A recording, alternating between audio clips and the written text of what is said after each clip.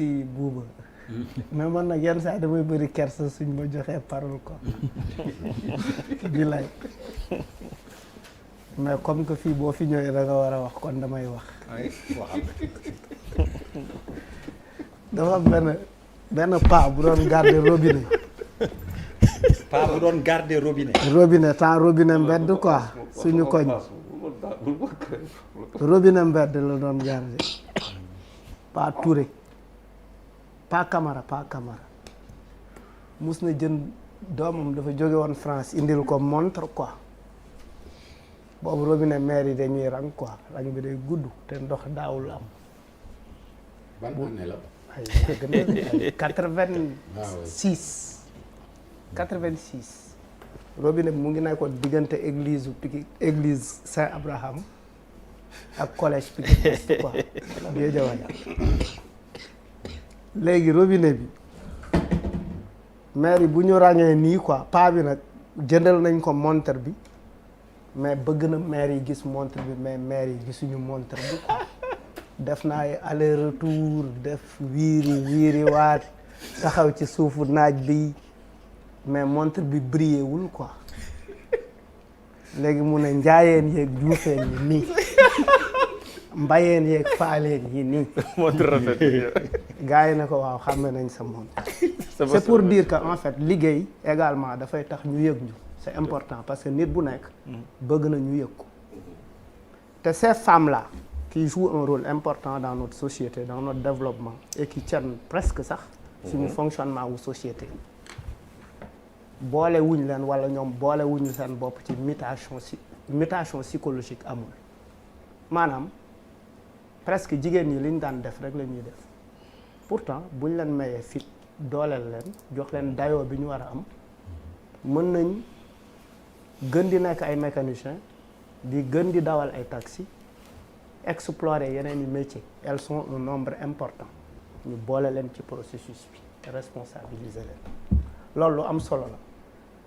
li ngeen di wax c'est vrai moi je ne peux pas venir sur des statistiques ak ay chiffres et cetera mais liggéey dafa am solo parce que dafay delloo nit dignité liggéey dafay am solo parce que daf ñuy soriloo ci vice daf ñuy permettre ñuy faj suñuy soxla parce que ci suñu type de société boo amul liggéey mënoo faj say soxla tu n'existes pas. tu n'es absolument rien tu n'existes pas ci biir gàlle bi yow la ñuy jow yaay fay facture courant bi et cetera te boo màggee ba toll yenn at yi amoo liggéey pour mën a faj say soxla léeg-léeg triant ngay doon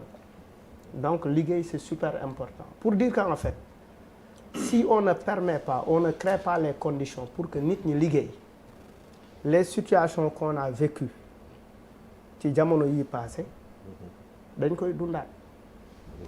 dundaat et de la manière la plus violente d'où la responsabilité de chacun d'entre nous d'où la responsabilité effectivement de ñi nga xamante ne ñoom la ñuy dénk koomu réew mi parce que ça sert à absolument à rien ñu indi 450 milliards on dira tous baax na mais on a mis des gens responsabiliser leen dénk leen équipe bi ñu yóbbu ko Coupe d'Afrique gañewul maanaam on a donné à des gens pour qu'ils créent de l'emploi pour les jeunes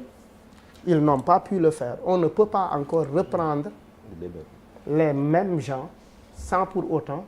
les évaluer ne leen effectivement dañ leen di dolli la mais le message il me semble que effectivement ñi ñuy jiite ils n'ont pas compris parce que tout de suite après cette crise là qu'est-ce qui s'est passé ceux qui sont avec le président chacun s'est déployé dans sa localité pour mobiliser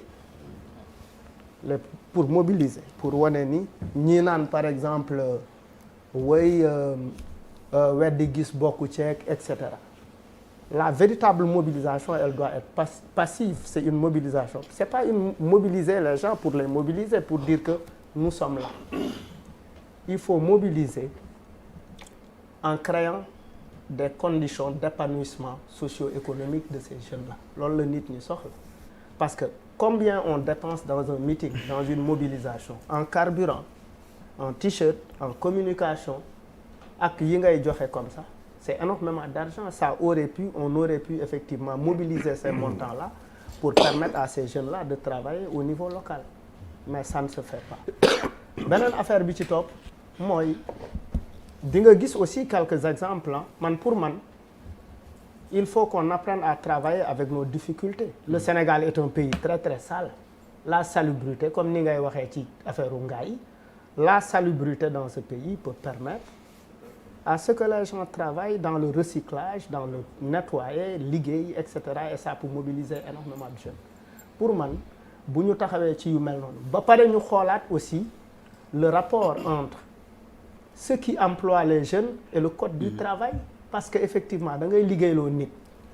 ñu ne code du travail nee na bu nit defee parce que en fait le code du travail est assez contraignant et que le code du travail n'est pas respecté par ki nga xamante ne moom mooy entre l'employeur et l'employé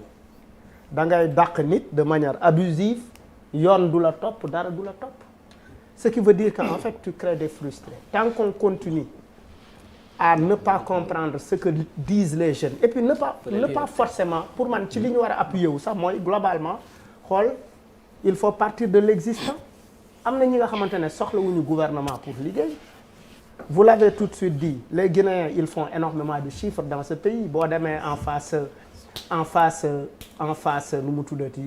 collège Sacré-Cœur am na benn waay bu fa nekk pain bari lu tudd il fait énormément d'argent nga dem Guédiawaye wala nga dem beneen koñ les gens se font énormément d'argent ce qui veut dire que dans ce pays-là dama ciy delluwaat ci expression boobu parce que ça me semble très important mutation psychologique boobu le travail que nous refusons de faire ici si nous nous rendons en France ou aux États-Unis on fait ce travail-là donc est-ce que waruñu d'un point de vue psychologique am lu ñu régler par rapport à nous-mêmes il faut que aussi que ces jeunes-là apprennent à se mobiliser parce que des fois nit dina ñëw ne la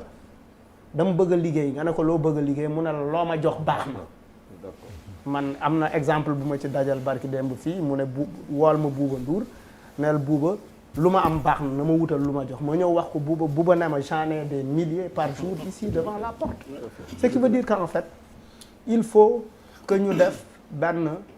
autocritique à tout point de vue c'est-à-dire les jeunes ont une certaine responsabilité dans ce qui se passe l'État a une certaine responsabilité et effectivement nos milliardaires également ont une certaine responsabilité parce que il faut aussi que ñu ñeme def ci réew mi dara parce que effectivement munoo yor moo ni bu ñu waxee telle affaire am na yaay njëkk a génne milliard pour que nit ñi tudd la et cetera alors que ça aurait pu aller munoon na dem feneen il faut que les gens soient il faut que nit ñi yërëm ndaw ñi yërëm parce que ces histoires de téléthon ces histoires de woy diw feebar na nañ ko dimbale bu ñu créer les conditions d'épanouissement des jeunes ça va amortir les tensions au niveau familial. Khadim très rapidement rek dégg naa bu baax sànq bi ngay